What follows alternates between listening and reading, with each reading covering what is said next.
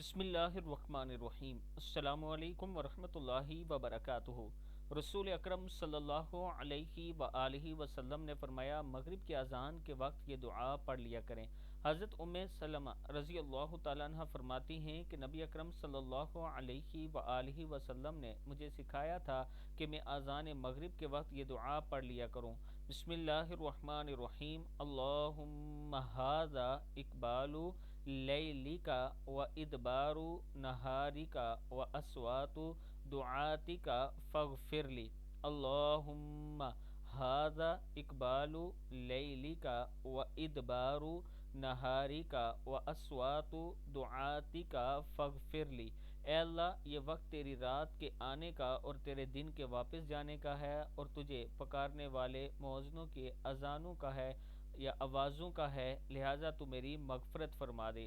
یہ دعا ہر روز مغرب کی اذان کے وقت پڑھا کریں، اللہ تعالیٰ کا خاص کرم ہوگا۔